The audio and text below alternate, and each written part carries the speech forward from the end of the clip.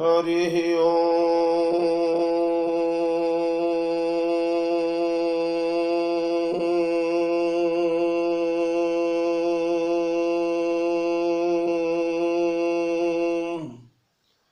श्रीमन्महागणाधिपतये नमः।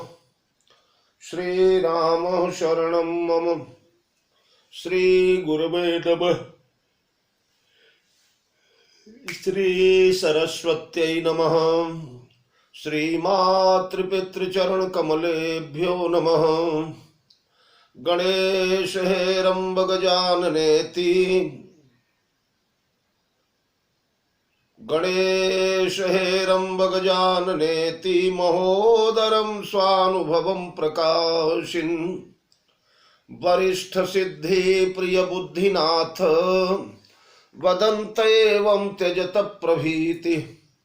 ओम नमः परमहंसास्वादित चरण कमल चिन्मकरंदाय भक्तजनमानस निवासाय श्रीरामचंद्राय वंदे विदेह तनया पदपुंडरीकं कैशोर सौरभ समाहृत योगी चित्तम् हंतुम त्रितापमनिशं मुनिहंस सेव्यं सन्मानिशालि परिपीत पराग पुंजम वीणाधरे विपुल मंगल दानशील भक्त्यार्तिनाशिनि शिव विरंचि हरीश बंदे कीर्तिं प्रदेखिल मनोरथ दे महारे विद्या प्रदायिनि सरस्वती नौमि नित्यम्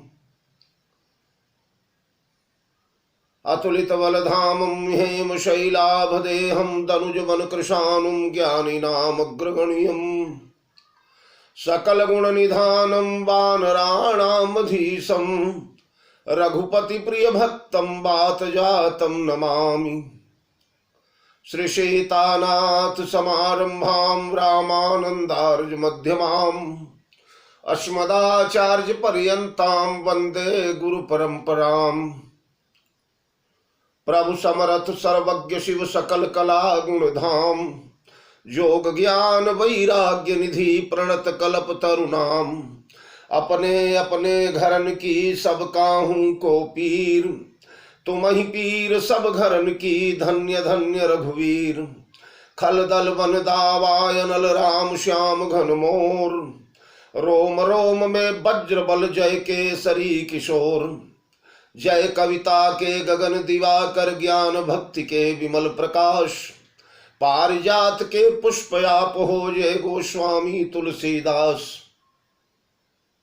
हे हनुमान दया के निधान विधान विधाता के मेट निहारे अंजनी लाल महाविकराल दयाल में आयम द्वार तिहारे बाल अबोध महाअवरोध विरोध भय सब विश्व हमारे अंजनी पूत डरे जमदूत नयावत भूत जो नाम उचारे श्री गुरु चरण सरोज रज निज मन मुकुर सुधारी बरनऊ रघुबर बिमल जस जो दायक फल चारि सियावर रामचंद्र की जय। श्री हनुमान जी महाराज की जय। गोस्वामी जी महाराज की जय। श्री भरत कथा महोत्सव की जय। भैया भरत लाल की जय। मेरे परमाराध्य अकारण करुणा वरुणालय जगत नियंता जगदाधार सर्वतंत्र स्वतंत्र परात्पर पर ब्रह्म मर्यादा पुरुषोत्तम शरण शरण दीन वत्सल करुणा निधान सुजान भगवान श्री राघवेंद्र सरकार माँ मैथिली प्रभु चरित्र सुनिबे को रसिया पौरुष पराक्रम के पावन प्रयागराज अंजनानंद वर्धन श्री हनुमंतलाल जी महाराज पूज्यपाद गोस्वामी चरण भगवत चरितामृत का रसास्वादन करके नश्वर नरजीवन को कृतकृत्य करने वाले भ्रमर भावुक हरिपद रस रसिक परम भाग्यशाली विज्ञ श्रोता बंधुओं आर्य देवियों आए अपने जीवन को कृतार्थ करने के लिए जीवन का परम लाभ प्राप्त करने के लिए हम सभी लोग भैया भरतलाल का परम मंगल मंजुल मोदमय चरित्र जो अयोध्यापुरी की धरती पर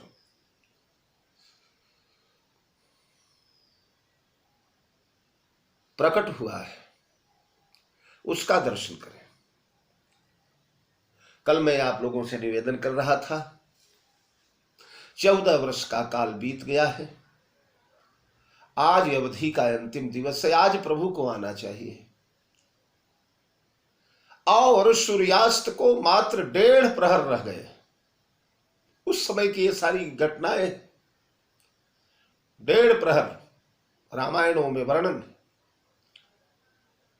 केवल 1.5 प्रहर शेष है। और रहा एक दिन अवधि कर अतियारतपुर लोग, जह तह सोचई नारी नर कृष तन राम वियोग। सगुन होई सुंदर सकल मन प्रसन्न सबकेर, प्रभु आगमन जनाव जनु नगर रम्य चहु फेर। कौशल्यादि मातु सब असय नंद मन होई, आयउ प्रभु श्री अनुज जुत रे कहन चहत अब कोई।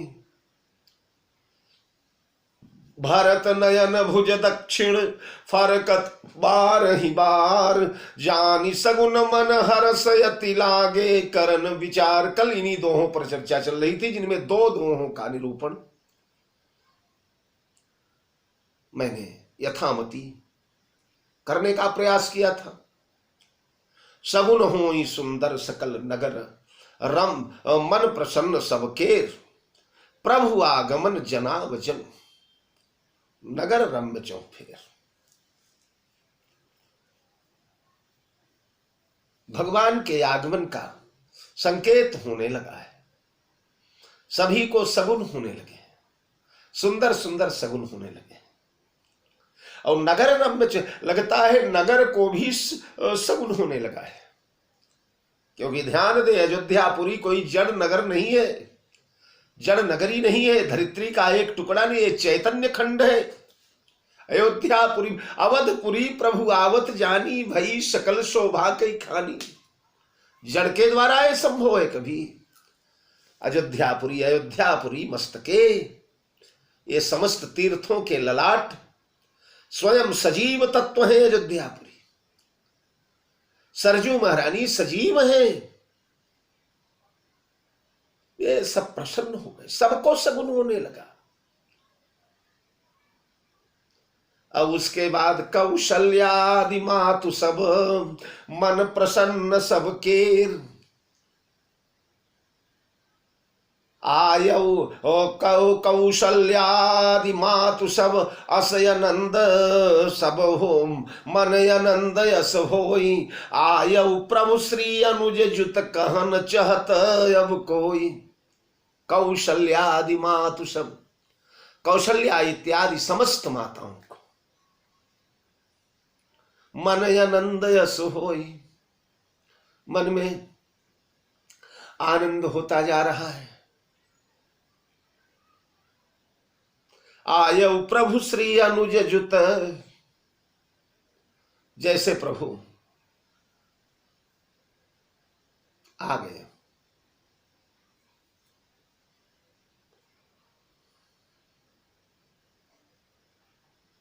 अच्छा, कौशल्या इत्यादि राम जी को प्रभु प्रभु मान रही।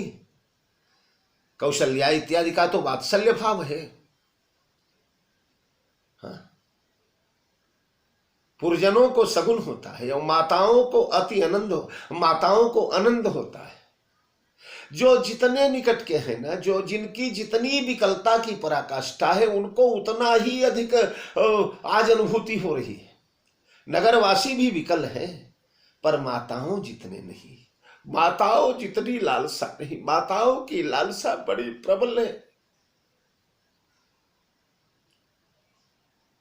उनकी विकलता का स्तर माताओं जैसा नहीं है। माताओं की विकलता बहुत बहुत प्रगुण है।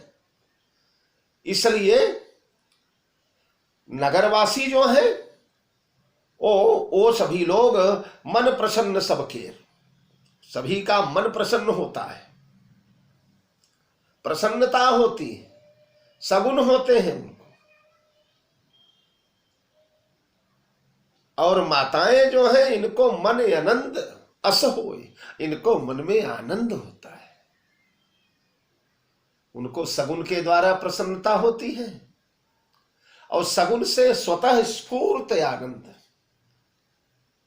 आनंद का सागर मानो तरंगायित होने लगा, आनंद का सागर, आनंद के समुद्र में ज्वार आने लगा, पूरा हृदय आनंद से ओतप्रोत हो गया।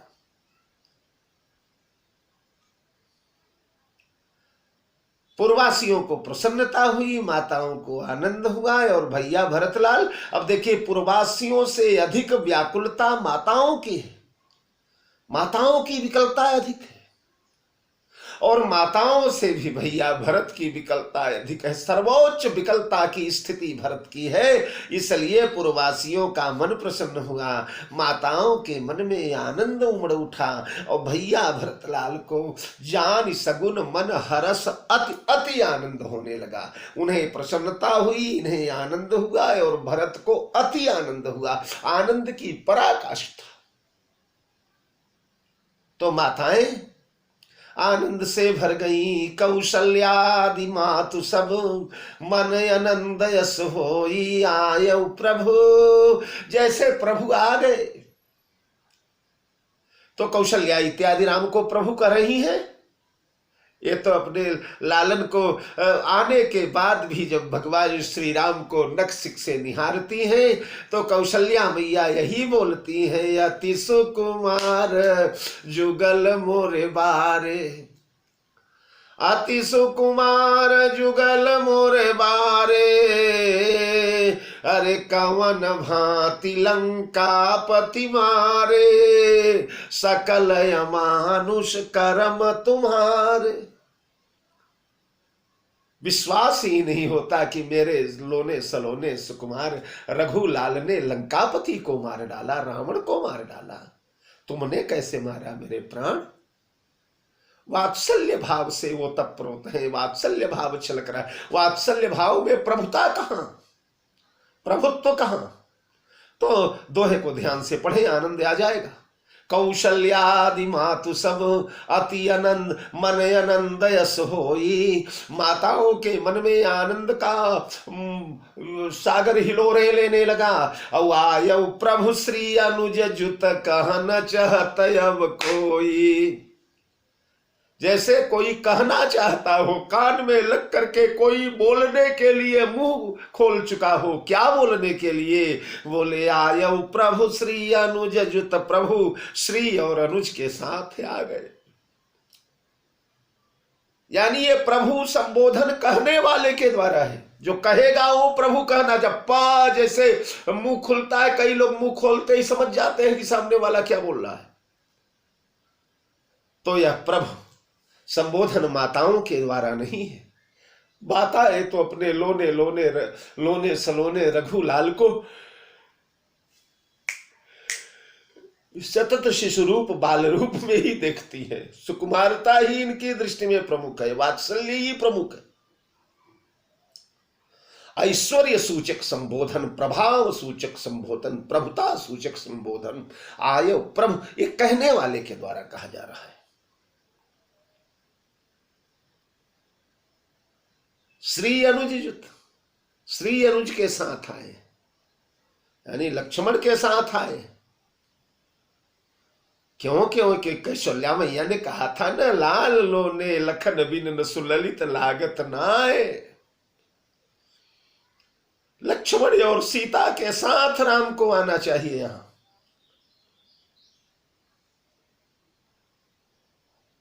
तो मानो मैया की याचना पूर्ण हो रही है। लक्ष्मण और सीता के साथ प्रभु आ गए।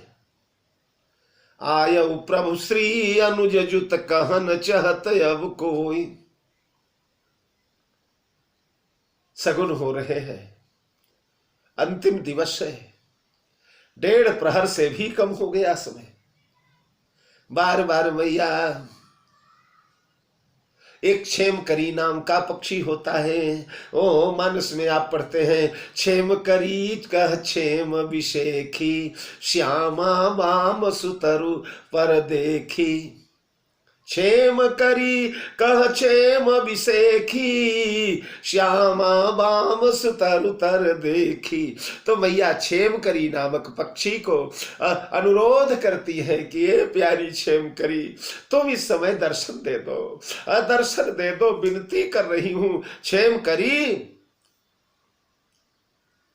अरे कुशल क्षेम सिया राम लखन, कुशल क्षेम सिया राम लखन, कब आई है अम्ब अवध राजधानी। कुशल क्षेम सिया राम लखन, कब आई है अम्ब अवध राजधानी। और शशि मुख कुमकुम बरनी सुलोचनी, क्षेम करी को शशि मुख कुमकुम बरन सुलोचनी, मोचनी सोचनी वेद बखानी। मोचनी सोचनी, वेद सोच को मोचने वाली, शोक का शमन करने वाली, ऐसा वेदों ने बखाना है तुम्हारे लिए। ये मेरी प्यारी क्षेम करी कहाँ हो, आती क्यों नहीं, दर्शन क्यों नहीं देती। शशि मुख कुमकुम बरनी सुलोचनी, मोचनी सोचनी वेद बखानी। देवी दया करी देहि दरस फल, ये देवी दर्शन दो न। देवी दया करी देहि दरस फली, जोरी पानी बिनवई सब रानी। सारी रानियां हाथ जोड़ती है, क्षेम करी कहाँ हो, देवी दर्शन दो, क्योंकि क्षेम करी का दर्शन शुभ होता है। उस क्षेम के लिए क्षेम करी दर्शन दो। मोचनी सोचनी वेद बखानी, देवी दया करी देहि दरस फल, जोरी पानी बिन वही सब रानी। और सुनी सने हमय बचन निकट है। क्या बात है, धन्य है शुद्ध अंतःकरण मैया लोगों का, कौशल्या अम्बा का। सुनी सने हमय बचन निकट है, मंजुल मंडल लय मणरानी। मंजुल मंडल लय मणरानी, आंगन में आकर के क्षेम करी मंडल बना करके मणराने लगी, मैया देख रही। मंजुल मंडल लय मणरानी, शुभ मंगल आनंद मगन ध्वनि। सुंदर ध्वनि, सुंदर शब्द सुनते ही कर्ण कुहरों में जैसे अमृत की ढरकी उड़ेल दी गई हो। शुभ मंगल आनंद मगन धुन, अकनी अकनी ए जीवर जरनी जुड़ानी। अकनी अकनी उर जरनी जुड़ानी, सुन सुन करके उर जरनी जुड़ानी। हृदय की जलन जो है, जो वियोग से व्यथित है, वियोग की व्यथितता जो है, वो सब महाराज शीतल हो गई। अग्नि शीतल हो गई, जैसे जलते हुए ज्वालमान पर बूंदे पड़ रही। अकनी जरनी उर मंजुल, अकनी अकनी उर जरनी जुड़ानी। देवी दया करी देहि दरस फल, जोरी पानी बिन वही सब रानी। सुनि सने हमय बचन निकट भय, मंजुल मंडल लय मणरानी। शुभ मंगल आनंद मगन धुनि, अकनी अकनी उर जरनी जुड़ानी। क्या शब्दावली है गोस्वामी जी की, गीतावली। तो तृप्त हो गई माताएं। खैर ये प्रक्रिया 14 वर्ष की है। इतने शुभ मंगल वाली चीजें हैं, सबसे विनवती हैं। कभी कभी कागा को कहती हैं, बैठी सगुन मनावती माता, बैठी सगुन मनावती माता। कब आई है मोरे बाल कुशल घर, कब आई है मोरे बाल कुशल घर। कहु काग फुरी बाता, बैठी सगुन मनावती माता, बैठी सगुन मनावती माता। ये कागा मेरे राघव कब आएंगे, सवेरे सवेरे। आज कागा मुंडेर पर बैठा है, मुंडेर पर, महल के ऊपर शिखर पर। ओहो, सगुन हो रहा है। दूध भात के दोनी दई हो, सोनन चोच मढ़ई हो। वाह रे वात्सल्य, दूध भात की दोनी दूंगी, सोने से चोंच मढ़वा दूंगी। कागा बोल बोल मेरे राघव आ रहे हैं, मेरे राघव कब आएंगे। तो वात्सल्य तो बिना दीवार के चित्र बना लेता है मित्रों, आकाश कुसुम प्रकट कर लेता है वात्सल्य। इस प्रकार से मैया जो है संतुष्ट हो रही है, और मैया से भी अधिक प्रसन्नता किनको? बोले भरत नयन भुज दक्षिण, फरकत बार ही बार, जानी सगुन मन हरस यति लागे करन विचार। पहले पूर्ववासियों को, फिर माताओं को, फिर भैया भरत को। मानो क्रम भी यही है। अयोध्या में कोई खुशखबरी आएगी, कोई प्रसन्नता की सूचना आएगी, कोई आनंद का विषय होगा तो पहले नगर में व्यापेगा, नगर से फिर महल में जाएगा, और महल से फिर नंदीग्राम की ओर जाएगा। हाँ? और क्रम भी ऐसा है। राम वनवास सबसे पहले किसने सुना था? किसे मालूम हुआ सबसे पहले? अरे नगर व्यापी गई बात सुती छी, छुअत चढ़ी जनु सब तनु बीछी। नगर व्यापी गई बात सुती छी, नगर के लोगों को, और नगर के लोगों के बाद दूसरे नंबर पर किसको पता चला? मैया कौशल्या को। अरे पिता दीन मोहि कानन राजू, जहाँ सब भांति मोर सब बड़ काजू। फिर सुमित्रा जी को लखन कही सब कथा विशेखी, और उसके बाद फिर भरत जी को। हाँ?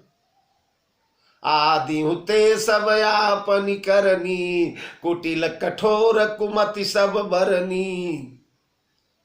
भरत ही बिसरे पितु मरन, सुनत राम बन गौन।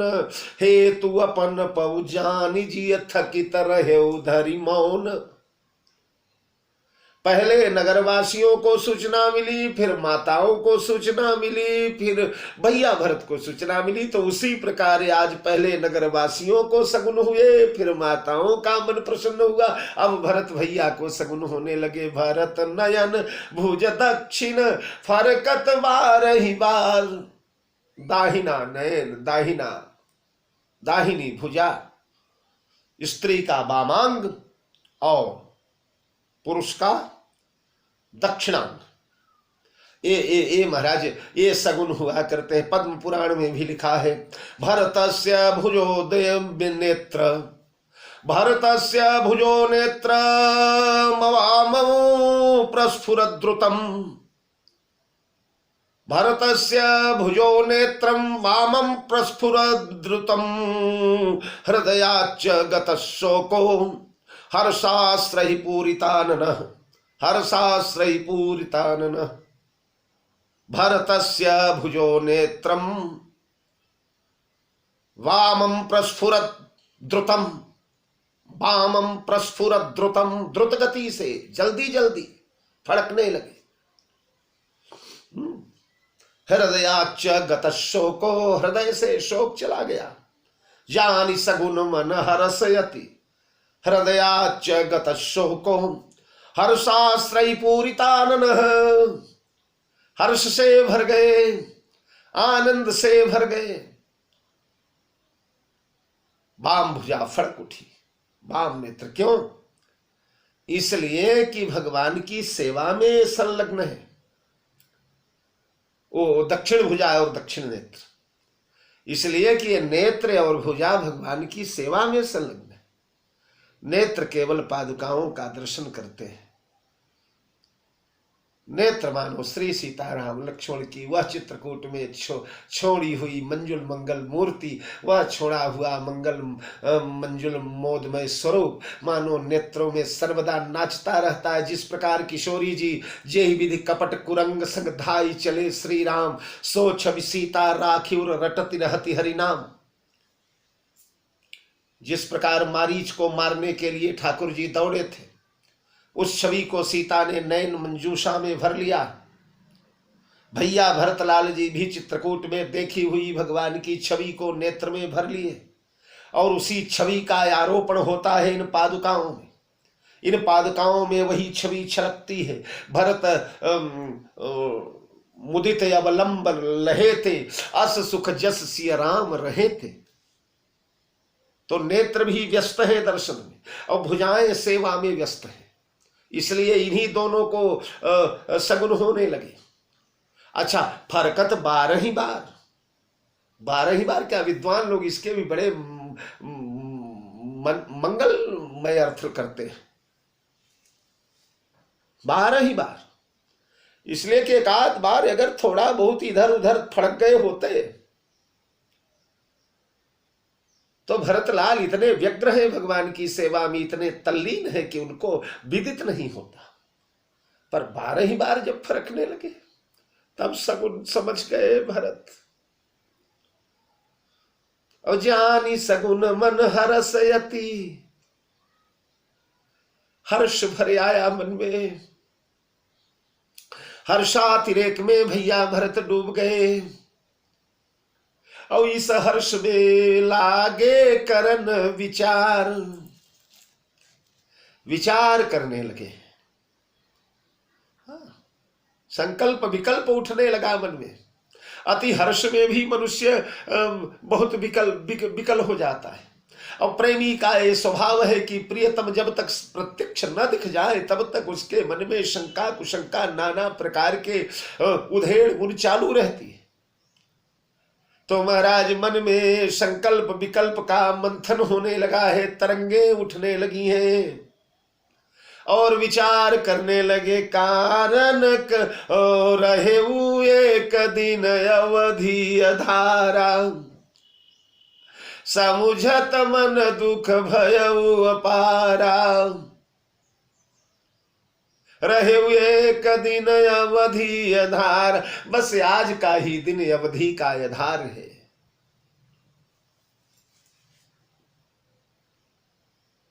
अब अवधि का नहीं आधार है, मेरे प्राणों का भी आधार है।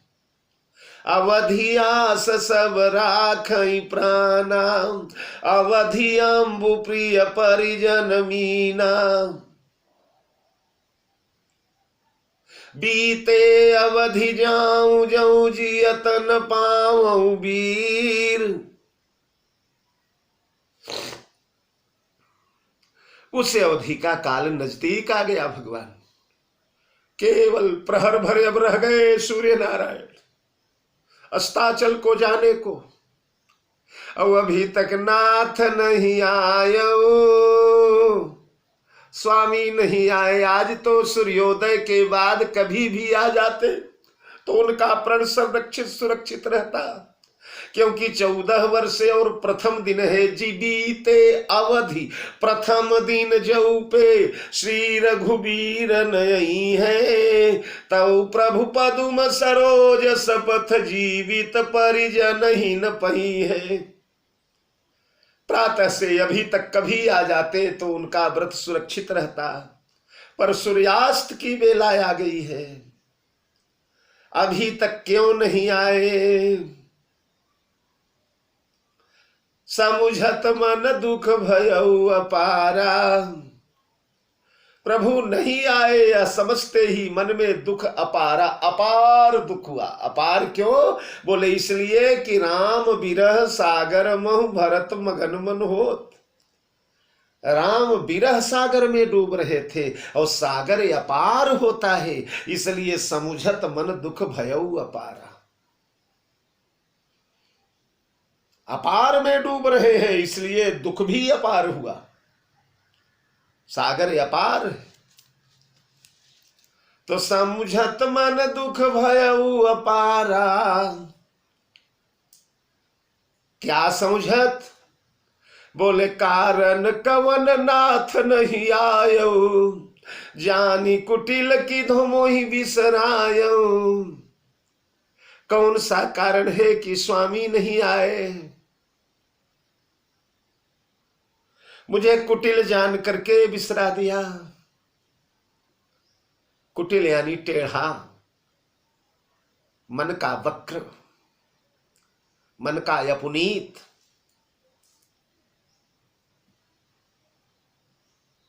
मुझे ठाकुर ने कुटिल समझा। अब कुटिल ही नहीं, कुटिल में एक विशेषण और लगा दिया। बोले कपटी कुटिल मोहि प्रभु चीना, ताते नाथ संग नहीं लीना। कुटिल ही नहीं, मुझे प्रभु ने कपटी कुटिल समझा। कपटी कुटिल का तात्पर्य, कुटिल सामने वाले के पकड़ में आ जाता है। सामने वाला कुटिल को पहचान लेता है, सामने वाला बड़ा कुटिल है। लेकिन कपटी कुटिल जो होता है,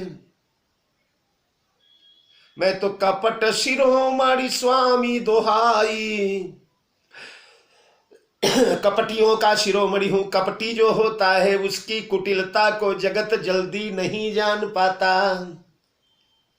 मैं साधु के वेश में आज तक बना रहा, मैं राम भक्त कहता रहा, पर मेरा कपट कहीं प्रभु के हृदय में उतर आया तो कपट क्या, कुटिल तो था ही मैं।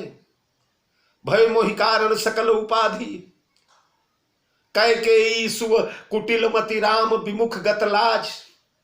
कैकेयी जैसी कुटिल का पुत्र हो जाना ही कुटिल है। कोयले की खान से निकलना ही कोयलापन है। तो कुटिल तो मैं कैकेयी का पुत्र बनकर ही हो गया था।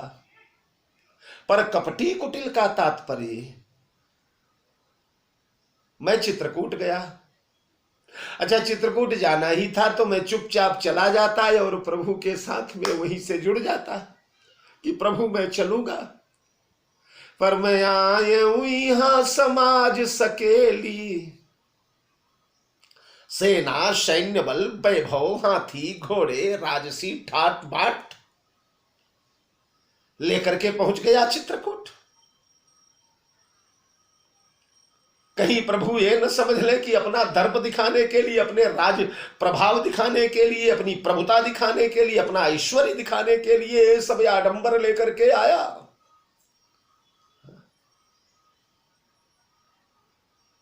महाराज विभीषण कुछ लेकर के आए थे क्या? सर्वस्व त्याग करके, तृणवत त्याग करके चले आए। त्यागी चले अब मंत्री के आसन, त्यागी चले शर्मा जस रानी, शर्मा जस नारी। मैं कुछ नहीं त्यागा, सब वैभव, सब ऐश्वर्य, सब प्रभुता लेकर के अयोध्या से चित्रकूट पहुंच गया।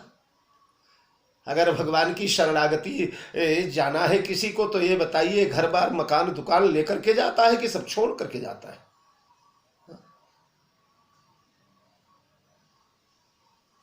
तो मैं तो साफ समेट के गया, सारा ऐश्वर्य लेकर के मैं पहुंच गया।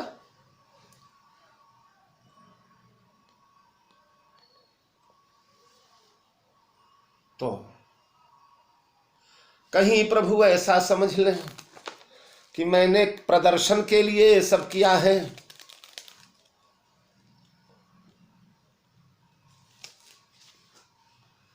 तो अनुचित हो जाएगा। इसलिए कपटी कुटिल मोहि प्रभु चीन्हा, ताते नाथ संग नहीं लीन्हा। जऊ करनी समुझे प्रभु मोरी, नहीं निस्तार कल्प सत कोरी। जनयव गुण प्रभु मानन काऊ, दीन बंधु अति मृदुल स्वभाव। तो मैंने ये सारा तामझाम ले लिया।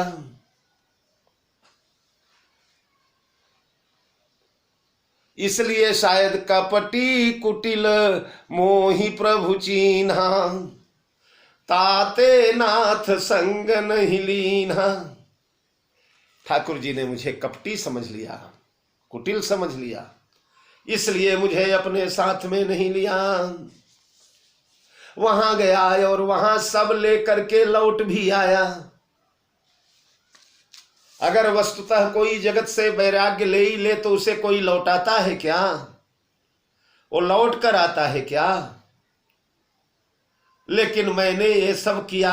कपटी कुटिल मोहि प्रभु चीन्हा, ताते नाथ संग नहीं लीन्हा। अगर मैं ये सब छोड़कर गया होता, राजपाट धन वैभव हाथी घोड़े मंत्री मंत्रिमंडल, तो शायद प्रभु साथ ले ही लेते हैं। जगत को लेकर के जगदीश के पास गया मैं। सारा जगत छोड़ करके जगदीश के पास जाता है। जहां राम तह काम नहीं, जहां काम नहीं राम, तुलसी कबहू की रह सके ये रवि रजनी एक ठाम। जब मैं था तब हरि नहीं, जब हरि है मैं ना। तो मैंने सारा संसार समेटा और भगवान के पास गया और फिर लौट भी आया। शायद अकेले गया होता तो प्रभु मुझे साथ ले लेते।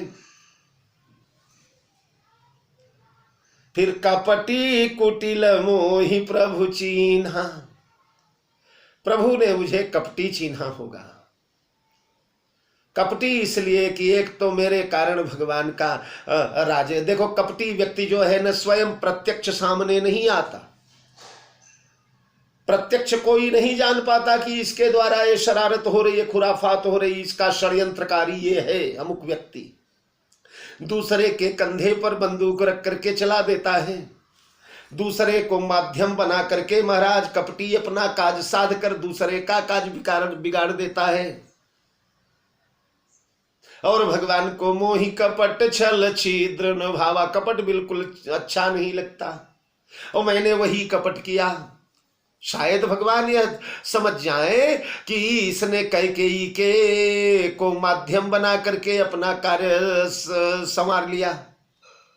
स्वयं तो समाज के सामने नहीं आए, स्वयं तो पर्दे के पीछे छिपे रहे, पर मैया को समझा बुझा दिया। और ये संकल्प विकल्प प्रेम में यद्यपि राम के प्रति भरत यह समझे ये स्वप्न में भी संभव नहीं है, पर प्रेम का उपालंब तो होता ही है ना। गोपियों की बातें सुने तब तो महाराज क्या बात है। कभी कभी तो संदेह होना लगता है कि ये कृष्ण की प्रिया है, कृष्ण इनके प्रीतम है, ऐसी ऐसी भाषाओं का प्रयोग कर रही है। तो मन विकल हो जाता है, प्रेम में वियोग में मन में विकलता आ जाती है। तो कपटी कुटिल मोहि प्रभु चीन्हा, ताते नाथ संग नहीं लीन्हा। जऊ करनी समुझई प्रभु मोरी, नहीं निस्तार कल्प सतकोरी। अगर कहीं प्रभु मेरी करनी समझ गए,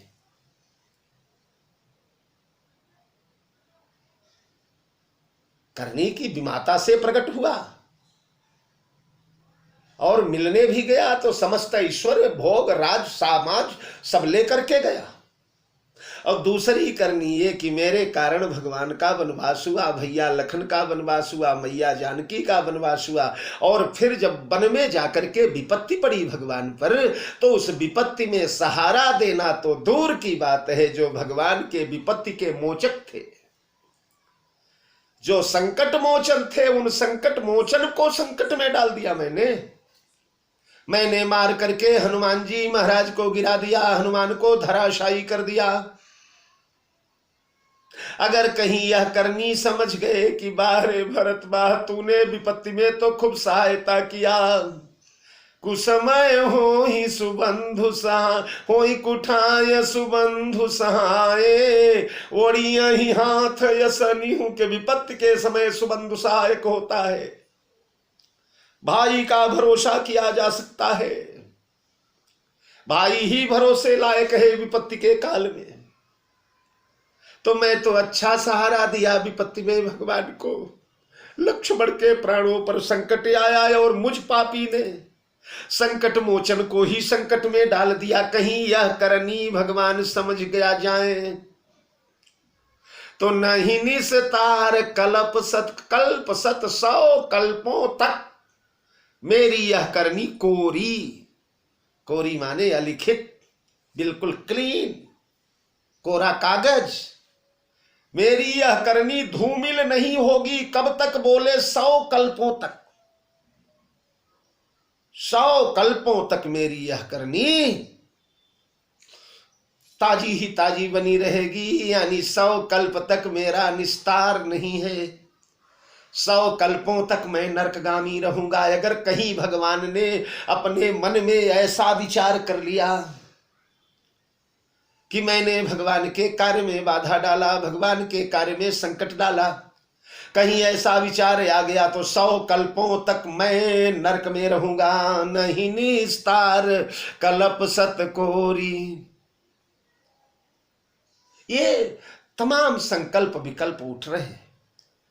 कारण कवन नाथ नहीं। कौन सा कारण रहा होगा कि स्वामी न आए? और अगर न आए तो फिर सब तरफ अनर्थ हो जाएगा।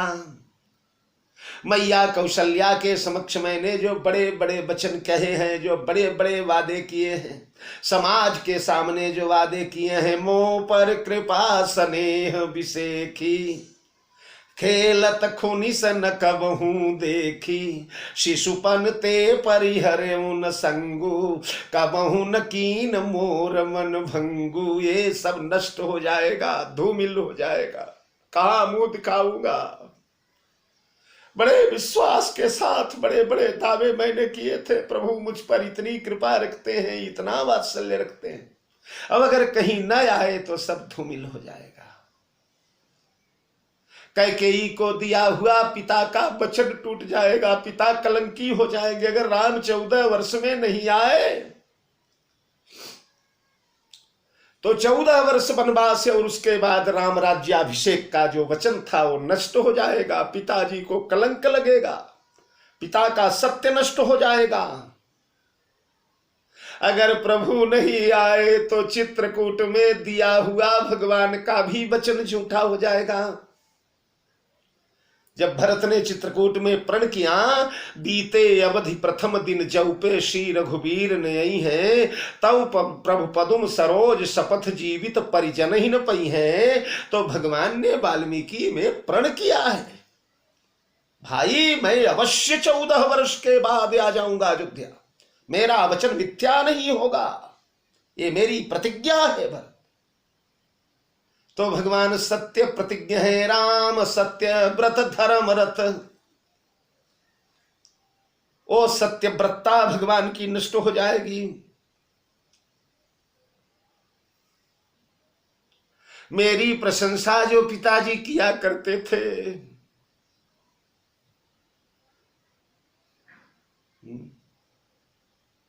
जाने सदा भरत कुल दीपा, वो सब नष्ट हो जाएगा। मेरा विश्वास भंग हो जाएगा। जिस भरोसे पर आज तक जिंदा, अवध वालों का विश्वास भंग हो जाएगा। फिर कोई नहीं बचेगा, सब नष्ट भ्रष्ट हो जाएंगे। इसलिए समुझत मन दुख भयउ, ये सारा दुख हो रहा है मन। फिर कारण कवन नाथ नहीं आयऊ, स्वामी किस कारण नहीं आए? तो कारणों पर विचार होने लगा। हाँ? दुनिया भर के संकल्प विकल्प, कहीं ऐसा तो नहीं हो गया, कहीं ऐसा तो नहीं हो गया, कहीं ऐसा तो नहीं हो गया। तो वो कारण विचार होने लगे, क्या कारण होगा, क्या कारण हो सकता है कि प्रभु का संदेश। मान लो प्रभु नहीं आए, संदेश वायुपुत्र तो आ सकते थे जो द्रोणाचल लेकर गए थे। इतने बेग वाले जब यहां से उड़े थे तो पलक में दिखे नहीं कि कहां से जा रहे हैं। केवल उड़ते देखा किसी ने, कहां पहुंचे ये किसी ने नहीं देखा। ओ हनुमान, उनसे संदेशा भिजवा सकते थे और कोई वानर भेज सकते थे, बड़े बड़े सहायक हैं, हनुमान ने सब बताया था, किसी को भेज सकते थे, पर क्यों कारण कवन नाथ नहीं आयो, न नाथ आए न संदेश आया। तो कारणों पर विचार होने लगा। सबसे बड़ा कारण तो यही उभर करके सामने आया कि मेरे भैया लक्ष्मण उठे कि नहीं उठे। अयोध्या से लंका इतने निकट तो नहीं है। मैंने मार करके वानर राज को गिरा दिया था, मूर्छावस्था में थे वो, फिर जागृत होकर तत्काल इतना विशाल भार लेकर के उड़े हैं, कहीं मार्ग में डगमगा तो नहीं गए, या मेरे जैसे किसी और क्रूर ने कहीं प्रहार वगैरह तो नहीं किया। लक्ष्मण को समय से औषधि मिली कि नहीं मिली?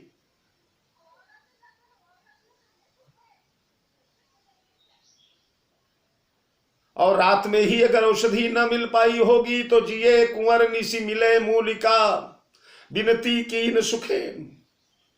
रात्रि में ही लक्ष्मण को औषधि मिल जानी चाहिए।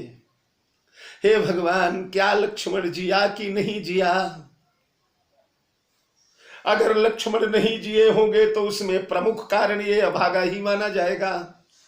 भरत के कारण ही ये सारी भय मोहि कारण सकल उपाधि, वो जो पूर्व में कहा था आज पूर्ण साकार हो गई हो। या रावण ही न मर पाया हो। लक्ष्मण के जी जाने के बाद भी अजय रावण था। रावण का पराक्रम, रावण का बल, रावण का विक्रम तो भरतलाल ने अयोध्या में विधिवत सुना था। इनके पूर्वज महाराज अनरण्य रावण के द्वारा ही मारे गए थे, इसलिए रावण से अयोध्या अपरिचित तो नहीं है। बार बार रावण के बल पराक्रम को सुना है, बार बार ये सुना है कि रावण के द्वारा सूरपुर नित ही परावन होई। देवलोक में रोज भगदड़ मस्ती है। रावण आवत सुने उसकोहा, देवन तके मेरु गुरुक गिरि खोहा। दिगपालन के लोक सुहाए, सुने सकल दशानन पाए। ब्रह्म सृष्टि जह लगी तनुधारी, दस मुख बस बरती नरन। तो उसी ब्रह्म सृष्टि में तो अयोध्या भी है। हमारे प्रभु को रावण जीत लेगा ये संभावना तो नहीं है, पर किस दिन मरेगा ये दावा भी तो नहीं है। तो शायद रावण न मर पाया हो, या शायद हमारे प्रभु ने मैंने हनुमान को मार करके गिराया, यह क्रोध प्रभु के मन में भरा हो। जिस दुष्ट ने विपत्ति के समय में हमारे प्रिय हनुमान को मारकर गिराया, उसकी अयोध्या में नहीं जाऊंगा, उसका मुंह नहीं देखूंगा, उसके सामने नहीं जाऊंगा। कारण कवन नाथ नहीं आयो, या तो इसके कारण हो सकता है प्रभु न आए हो, या तो विभीषण या सुग्रीव ने रोक लिया हो सकता है। भाई लक्ष्मण ने कहा था न रावण वध के पश्चात कि प्रभु ये स्वर्णमयी स्वर्ण की लंका है। विभीषण ने भी कहा था स्वामी आप इसके राजा बने। तो शायद स्वर्ण की लंका वह लंका जो त्रिभुवन में विदित है। खाई सिंधु गभीर यति चारियों दिशि फिरी आओ। ऐसे सुदृढ़ सुरम्य, ऐसी सुरम्य लंका की भोगावती जस यही कुलवासा। अमरावती जस शक्र निवासा, ते ही ते अधिक रम्य यति बंका। जग विख्यात नाम तेहिल का। हो सकता है उस लंका के ही राजा बन गए हो। लक्ष्मण ने कहा था स्वर्णमयी लंका त्याग करके उस अयोध्या में, उजड़ी हुई अयोध्या में, जिस अयोध्या ने हम लोगों को निकाल करके बाहर फेंक दिया, भगवती सीता को निकाल दिया, भूखे पेट जिस अयोध्या से निकल कर आए वहां क्यों चलेंगे? तो शायद लंका का ही राज्य न ले लिया हो, प्रस्ताव तो आया ही था, तभी तो राम ने कहा था यपि स्वर्णमयी लंका न मे लक्ष्मण रोचते जननी जन्मभूमिश्च स्वर्गादपि गरीयसी। तो शायद वह प्रस्ताव किसी का आया हो और हमारे प्रभु ने स्वीकार कर लिया हो, या अयोध्या ने जो दुख दिया है भगवान को, अयोध्या ने जो पीड़ा दिया है, अयोध्या ने जितना सताया है भगवान को, अगर अयोध्या ने कष्ट न दिया होता तो प्रभु की प्राण प्रिया विदेह वैजंती वैदेही का हरण कैसे होता? लक्ष्मण भैया के हृदय में शक्ति कैसे लगती? अहो, अयोध्या के राज परिवार के षड्यंत्र के कारण ही तो प्रभु के ऊपर ये विपत्ति आई। तो कहीं अयोध्या के षड्यंत्र को याद कर गए, कहीं मेरे मैया के कुचाल को याद कर गए, और इससे यानी बढ़िया नगर मिल जाए। यद्यपि अयोध्या से सुंदर तो त्रिभुवन में कुछ हो ही नहीं सकता, पर बाहरी आडंबर में, बाहरी चमक दमक में तो लंका सर्वोत्तम है। तो प्रभु इस अयोध्या का ही त्याग न कर दें, या कहीं भगवान इसलिए तो न आए अयोध्या की श्री सीता जी के हरण की लज्जा से गड़ गए हो। आज तक रघुवंश के कुलवधुओं पर किसी ने दृष्टि नहीं डाला है, किसी की क्षमता नहीं, किसी की औकात नहीं, किसी का बल नहीं, किसी का विचार तक नहीं हो पाया कि सूर्यवंश के रानियों पर दृष्टि डाल दें या उन्हें स्पर्श कर लें। और वह सूर्यवंश की कुलवधु महालक्ष्मी स्वरूपा भगवती विदेह वैजंती अघटन घटना पटीयसी जानकी को रावण पकड़ करके उठा करके ले गया। वाल्मीकि में है, अंक में लेकर के गया, अंक में उठाया। लेकिन ऐसे जैसे रोहिणी को बुध उठाते। तो सीता हरण हो गया, राम को कहीं अपने पौरुष की लज्जा न लगे, शर्मिंदा न हो कि दो शूरवीरों के रहते हुए सीता सुरक्षित न रह पाई। इस लज्जा के कारण कहीं भगवान अयोध्या का त्याग तो नहीं कर देंगे, कहीं अयोध्या का तिरस्कार तो नहीं कर देंगे। अगर ऐसा हुआ भगवान, तो अयोध्या में जीवित कौन रहेगा? इसलिए लागे करन विचार, इसलिए सारे विचार होते, इसलिए कारण कमन नाथ नहीं आयो, जानी कुटिल की धोमोहि बिसरायो। फिर एक कुटिलता मेरी ये भी भगवान के ध्यान में आ सकती है कि मैंने हनुमान को मार के गिरा तो दिया, गिराने के बाद तो मुझे पता चल गया ना कि श्री राम पर संकट आया है। और जब मेरा संकट जान लिया भरत ने, तो अयोध्या की सेना को क्यों नहीं रवाना किया? अयोध्या की सेना को मेरी यद्यपि ये भरत भी जानते हैं कि यह भगवान श्री राम कभी स्वीकार नहीं करेंगे, लेकिन जब प्रेम का प्रवाह उमड़ता है, जब प्रियतम के आगमन में विलंब होने लगता है, प्रियतम के आगमन में जब दूरी होने लगती है, तो प्रेमी कुछ भी सोचता है। इसलिए कहीं यह न ठान लिया हो कि जिस पापी भरत ने मेरे हनुमान को, मेरे प्राण प्रिय पुत्रवत हनुमान को मार करके गिराया, और जान लिया कि मैं विपत्ति में पड़ा हूं, कोई सहयोग नहीं भेजा, कोई सैन्य बल नहीं भेजा, शायद इस पर न रुष्ट हो गए हों, इसलिए कपटी कुटिल मोहि प्रभु चीन्हा, जानी कुटिल की धो मोहि बिसरा, इसलिए मुझे भूल गए होंगे प्रभु। जऊ करनी समुझई प्रभु मोरी, नहीं निस्तार। सीताराम। कल्प सत कोरी 100 कल्पों तक मेरा निस्तार नहीं होगा। कहीं अगर मेरे करनी को, मेरे कर्म को, मेरे कुकर्म को, मेरी कुटिलता को, मेरे कपट को भगवान ने दिल में धारण कर लिया, हृदय में धारण कर लिया, तो 100 कल्पों तक मेरा निस्तार नहीं होगा। भगवान अब क्या करूं? एकाएक अंतर मन ने कहा, नहीं भरते, क्या वितंडाबाद सोच रहे हो तुम? अरे पगले, जनयव गुण प्रभु मानन काऊ, दीन बंधु अति मृदुल स्वभाव। भरत, चित्रकूट में तूने ही तो कहा था, विचार करते हैं, मेरे द्वारा ही तो चित्रकूट में लंबा चौड़ा भाषण दिया गया था क्या, कि देखी दोष कबहु न उरयाने।